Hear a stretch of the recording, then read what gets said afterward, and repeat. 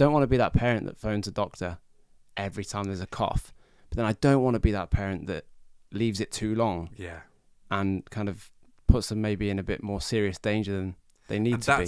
That's honestly because we have actually been in a place where, like a few times, where had we not gone to the doctors, that would have been it.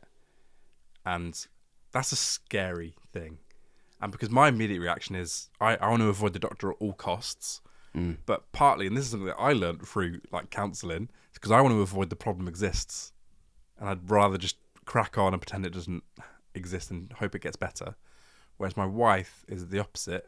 She'll want to go to hospital straight away, but then be played with the, I don't want to waste anyone's time. I don't want it to be nothing. But because we've got the experience of literally like several times of going in and the doctor saying, had you not come in now, this would have been bad. It's like, I'd rather now just go and just see how it is.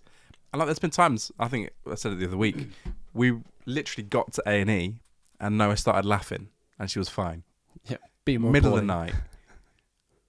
But actually, it was the right thing that we went. Yeah. Had that not happened, you just don't know because they can't explain when they're that young. Yeah. We had, do you remember when that like strep A stuff was kicking off around Christmas time?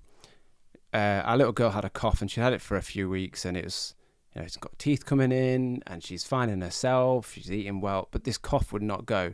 So eventually phoned the GP. They got us in the same day because baby. And he said, what's the problem? And I just led with, I've got to be honest, I've been scaremongered by the strep A. And he kind of giggled and he appreciated where I was coming from, saying, look, it's just a cough that babies get, but also it's been going on for a while. And he was like, look, you've done the right thing. It is just a cough that, you know, kids get, and toddlers get. But he appreciated the dilemma. And like he said that, he said, look, I've been there myself with mine. You know, it's hard in that moment of what's the right thing to do. And especially like as the younger they are as well. So like I'm on a little forum on Reddit with like the NICU, the neonatal intensive care unit, and people like often will post photos of their kids going like, should I be worried about this? And every comment from people who've experienced this is like, if you're worried at all, take them straight to hospital. Like don't second guess it, especially if they're like infants. Don't just wait. Like, if it could be something bad, just go. Because the doctors and nurses would rather, like, you come and it not be something bad than actually be something bad and you don't get the help that you need. So it's just one of those things where, like, I'm not saying for a grazed knee, like, take him to hospital. Yeah. But when it's for me, when I'm in an RN, that's more of a push to go, I should probably just err on the side of caution and just go for it. But that's something I've had to force myself into because it makes me feel really uncomfortable of walking into A&E with a child who's potentially just hurt their leg. Actually, it's like, that embarrassment. You kind of have to park it and just go. It is better to be safe than sorry. 100%. And I think for myself, I think I need to be more on that side rather than, do you know what? She's, you know, especially my daughter, you know, she's teething, she's tired, she's this, she's that, she's been to nursery, you know, especially because with the two of them, they just roll around on top of each other, and it's like whatever the one's got, you're now getting. I think I need to be a bit more. Come on, let's get her checked out, rather than chilled out. But I mean, it's definitely a line, but it's just having been on the worst case scenario side, it's you think sometimes that you know when it's more than just a cold. In reality, sometimes you don't, and just it's worth getting checked out. Yeah. Changing gears, Jay, slightly. You have put something on the notes here that has taken my interest. Oh, that sounds a bit wrong.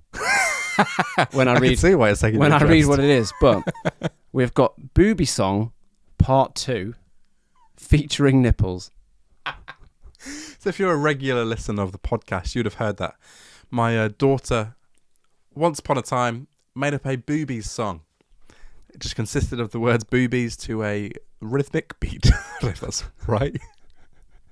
She used to love singing it around Aldi. What's progressed now is she sings the same song, but instead of singing boobies, it's nipples. And what's funnier is that she will tell strangers, and she'll go, Noah has nipples. Then she'll add on, like daddy. Poor lass.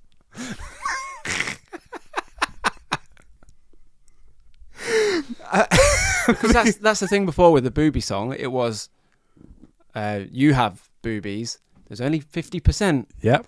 Now it's a more wide audience. And she's clocked that it's normal for me to like sleep without a top on, but not for my wife. Right. And so that's where it's come from. It's the she's recognised that everyone has nipples, and it's hilarious. Don't take a swim in anytime soon.